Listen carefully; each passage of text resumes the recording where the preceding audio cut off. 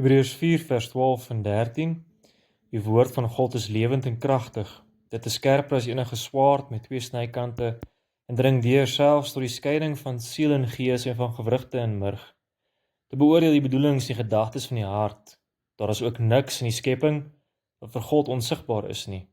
Alles lê oop en bloot voor sy oë en aan hom moet ons rekenskap gee. Ons hartlik welkom. Ons gaan weer voort. Ons nog steeds besig met God drie enig en ons worstel onsself 'n bietjie met hierdie vrae en ons probeer maar onsself ook in julle voete sit om te dink oor hoe sou julle die vrae vra, maar ja, hartlik welkom op hierdie platform of episode. En het is ons voorreg dat ons ja, weer kan gesels gewoon. Welkom weer hier by ons.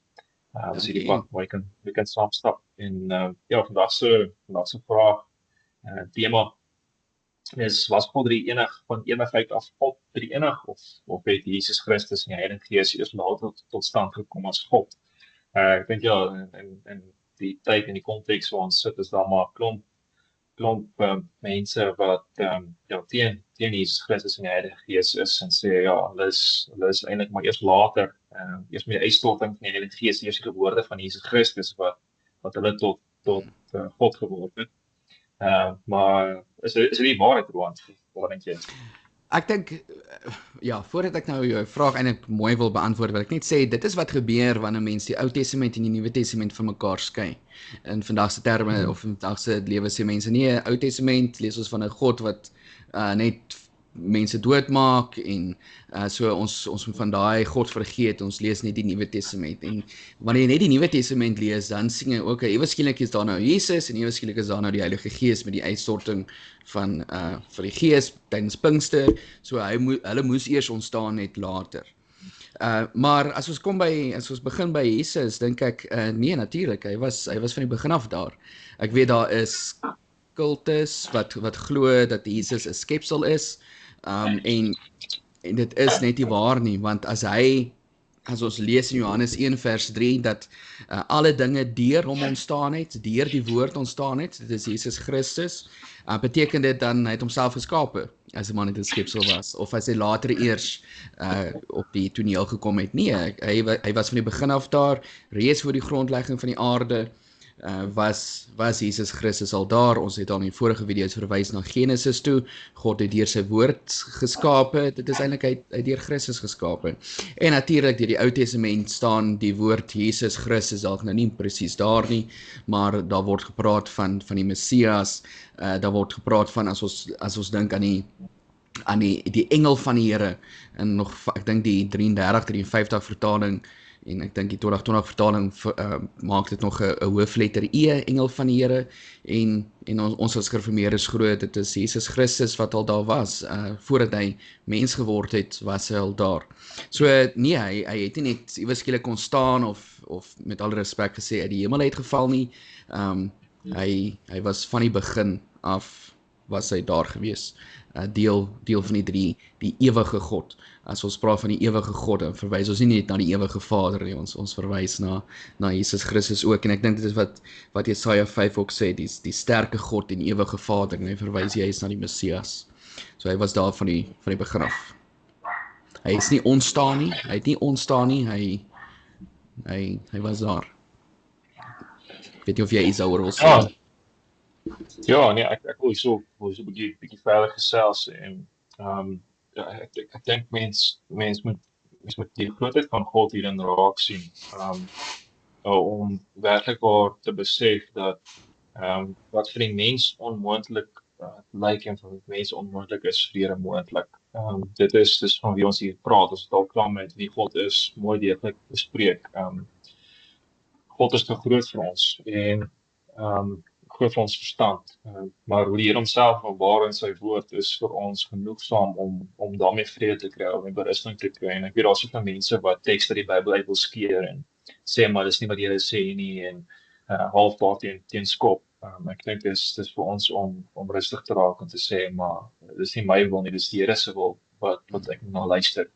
En 1 Johannes 5 maak dit nogals baie mooi duidelik. Hy sê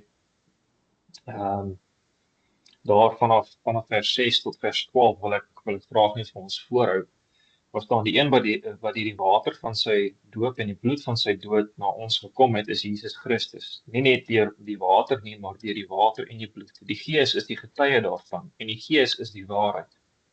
Daar is dus 3 wat getuig, die Gees en die water en die bloed. En die 3 is getuienis teenoor 1. Ons aanvaar mense getuienis, hoeveel te meer die getuienis van God, want dit is God wat getuig. En die getuienis handel oor sy seun. Wie die seun van God glo, besit die getuienis in sy hart. Wie God nie glo nie, maak hom tot leienaar, omdat hy nie die getuienis glo wat God oor sy seun gelewer het nie. En die getuienis behels dit. God ons die ewige lewe gegee, en die lewe is deur sy seun. Wie die seun het die lewe, en wie nie die seun van God het nie, het ook nie die lewe nie. En dit getuig so mooi, daai samewerking van God die Vader, God die Seun, God die Heilige Gees hier mooi te sien. En daai getuienis van daar's 3 wat getuig. Dis die Gees, die water en die bloed. En die getuienis wys dan op die feit dat al 3 getuig oor in die eerste plek Christus wat sy Gees in ons uitgestort het, getuig oor Christus wat vir ons sondes moes kom gesterf het, en die water natuurlik by die doop. Dit wys op die doop dat Christus ons ook kinders weer van die Here gemaak het. Nee, ons is deel van die verbond van die Here, dat God ons God sal wees en ons sal sy volk wees, sy kinders.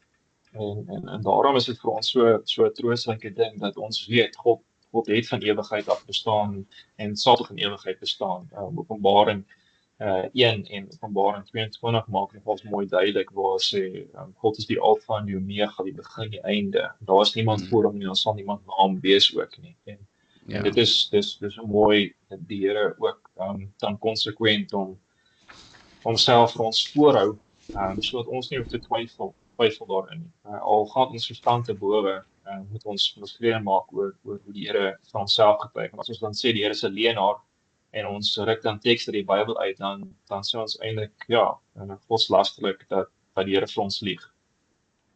Ja, en ek wil net iets noem nou wat ek gesê het oor die Alfa en die Omega. Jesaja 44 vers 6 praat God en sê, so sê die Here, die koning van Israel, sy verlosser, die Here die almagtige. So daar sing ons al klaar weer God die Vader, God die Seun. Ek is die eerste en ek is die laaste, buite my is daar geen God nie. En dan in 'n Openbaring dan verwys die Alfa en Omega na Jesus Christus toe. So hier is maar net nog 'n skrifverwysing, nog 'n baie duidelike verwysing in die skrif dat Jesus Christus is God. En hy is die Alfa en Omega, die eerste en die laaste. As ons kan kom by praat maar. Ja, hier kom maar, ek mag gerus asseblief. Ek wil na die Heilige Gees toe gaan, as dit reg is met jou. Jy's welkom. Okay. Die Heilige Gees, ek dink baie mense dink eers met die uitstorting van Pinkster, met die uitstorting van die Gees tydens Pinkster, het die Heilige Gees ontstaan, maar hy was ook daar van die begin af. Jacques het al verwys daar Genesis 1, die Gees van God wat oor die waters gesweef het. Dit is die Gees. En ja, ek dink daar's weer baie misvattings oor mense wat die Gees misverstaan. Ek weet daar's groepe wat glo dat die Gees is eintlik maar net 'n krag van God, dis nie noodwendig self God nie. Maar as dit net 'n krag was van God, hoe kan jy sonde doen teen die Gees? Hoe kan jy laster teen die Gees? As dit maar net hoe kan jy die Gees bedroef maak as dit maar net nog 'n krag was? En hoe moet ons, hoekom laat die Gees ons dan leer en onderrig en glo as dit maar net met 'n krag was? So en in die Ou Testament baie keer sê mense, maar waar lees ons van die Heilige Gees in die Ou Testament? Ons sien nie die woord Heilige Gees nie. Maar ons weet, soos ons lees onder andere Saul of die konings, dan lees ons of die profete en die Gees was op hulle gewees. In Saul se geval, die Here het sy Gees van hom af weggevat. So daar was reeds, ek dink in Rigters lees ons ook van die Gees wat op die rigters was om hulle ook te lei in hulle belangrike dienswerk. So die Gees was van die begin af daar. Hy het nie net iewes skielik ontstaan nie, hy is nie net uitgestort tydens Pinkster nie. Ek dink wat vir my pragtig is of kom ek sê daar's 'n dwaalleer, kan nou nie presies benaming dan die modalisme dink ek.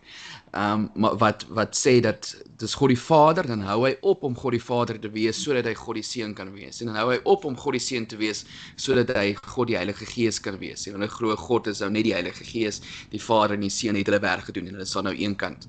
En dis nou die Gees wat aan die werk is. Maar wat 'n troos bied dit vir ons as ons bely dat God die Vader onderhou en regeer nog vandag ons lewe. Dan sê ons nie, maar hy onderhou ons nie meer nie, hy regeer nie meer in ons lewe nie, of Christus en ons verlossing, hy het dit nou gedoen en nou is hy nie meer aktief in ons lewe nie, ons is in Christus, hy is die hoof van die kerk, ons bid in die naam van Christus, wat help dit dan, ons doen dit, as hy nou ophou Christus wees het en nou net die Heilige Gees, en so die Heilige Gees is baie belangrik, en ek dink baie keer dit is waar, as ons nou, ek praat nou van die gereformeerde kerke, waar ons dalk bietjie mooi gaan moet oordink is, ons lê partykeer so baie klem op God die Vader en veral Christus, en dit is goed, maar dan kom die Gees, maar partykeer hier agteraan, en ek sê dit met respek, ons hoor dit in prediking, God die Vader, God die Seun, en dan daai laaste minuut slot, jy moet iewers die Gees inwerk, ja, en die Gees sal jou lei, amen, maar ek dink ons maak partykeer te min van die Gees, en dan kry jy natuurlik kerke wat nou te veel maak van die Gees, wat dit is net die Gees, jy moet die Gees met jou lei, die Gees lei jou om in tale te praat, die Gees lei jou om dronk te word in die Gees, en so daar moet ook 'n baie mooi balans wees, as ons dink aan die drie eenheid, maar eintlik net om terug te kom na die vraag toe is, die Gees was van die begin af daar, en ons sing hom al reeds in die Ou Testament, en ek kom net weer terug na my kommentaar toe, jy kan nie Ou Testament en Nuwe Testament skei nie, as jy dit vir mekaar gaan skei, dan gaan dit vir jou nie sin maak dat die Gees en Christus van die begin af saam met die Vader teenwoordig is nie. Ja. Ja, dit is nee. Ek dink die mooi, as jy nou maar 'n bietjie kan aanvul ook by wat jy gesê het, die Gees is alreeds daar in Genesis 1 vers 2 wat die Here sê die Gees oor die waters sweef. Ek dink nou aan Dawid wat toe hy tot bekering gekom het, daar aan Psalm 51 bid en vra Here, help dat die Heilige Gees nie vir my weggevat word nie. Te bring bekering. Ek dink weer in Jesegiel 36 wat ek met die vorige opnames ook genoem het, waar die Here sê, maar hy sal sy Gees in ons uitstort en hy sal ons hart van klip verwyder en ons hart van vlees gee. En ons maak volgens die voorskrif en die bepalings lewe die Here vir ons wys. So daar's soveel in die Ou Testament getuienis dat die Gees ook daar teenwoordig was. Hy was nie net uitgestort by Pinkster nie, en Jesus Christus was al van ewigheid af saam met God, God die enig. Hy het nie net by die geboorte ontstaan nie, al glo mense dit.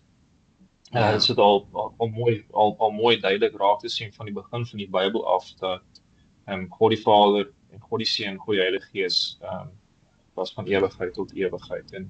En dit gee vir mense dan soveel berusting, dat mense wat mense aanval, mense wat net sê, maar ja, God die Seun, God die Heilige Gees, is nie waarlik God nie, hulle is water, de toevoeging tot wie God was. Dus dis absoluut onsin. Die Here openbaar homself kragtig reg deur die Bybel as God drie enig. Van ewigheid tot ewigheid. Ek wil net 'n laaste ding vir my kant af sê is, as ons, vir my gaan dit altyd, ek probeer altyd die vraag beantwoord, wat daarvan, soos die Engels, so what? Wat maak dit nou eintlik saak? En dit maak ongelooflik saak as ons dink aan die drie eenheid, want iets nou baie prakties, tydens die erediens, of as die erediens nou klaar is, dan seën die Here ons.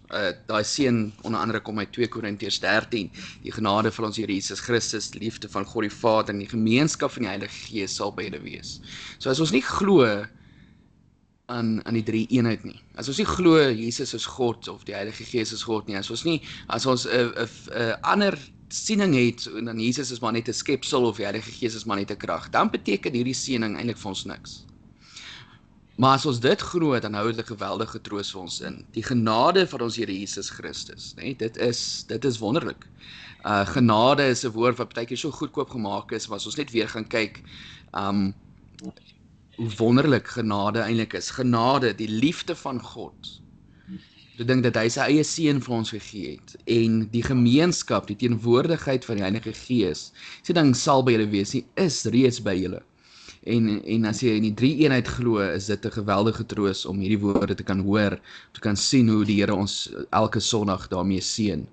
En ons mis iets daarvan as ons nie by die erediens is nie, ons mis iets daarvan as ons eintlik nie die drie eenheid glo nie, want dan gaan hierdie seën vir ons absoluut niks beteken nie.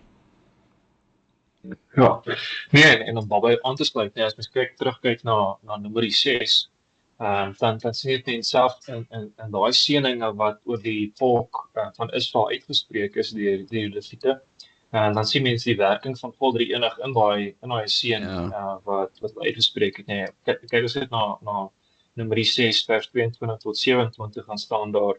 Die Here sal julle seën en julle beskerm. En dis vir die Vader se werk. Die Here sal oor julle redding verskyn, dis nou Christus wat op aarde toe gekom het, en julle genadig wees. Die Here sal julle gebede verhoor. Hoe doen hy dit? Hierdie Gees wat ook vir ons pleit. Nee, ons hoor dit daar in Romeine 8 waar die Here sê waar ons nie dinge in woorde kan vervat nie, pleit die Here deur sy Gees met versigtinge vir ons by die Vader. En dan gee hy vir ons die vrede. Hy oortuig ons van wie God is. Hy oortuig ons van wie God wat God doen. Hy oortuig ons dat Christus waarlik ons sondes vergewe. Hy gee ons die nie net aardse vrede, hy gee ons vrede in volle omvang van wie God is. Ons kry vrede in God self, nie in onsself nie. En ek dink dit is dan mooi te sien hoe God reg deur die Bybel God drie enig openbaar en dat sy werking nou ook in reg deur dit sien. En ons hoop nou ook dat hierdie opname vir julle dan ook meer rustigheid sal gee om in God drie enig te glo en om te bely as nie enige God nie, maar julle enige ware lewende God. En dankie Roan, dankie vir die lekker kragtige gesprek. Ja, baie dankie. Is altyd lekker.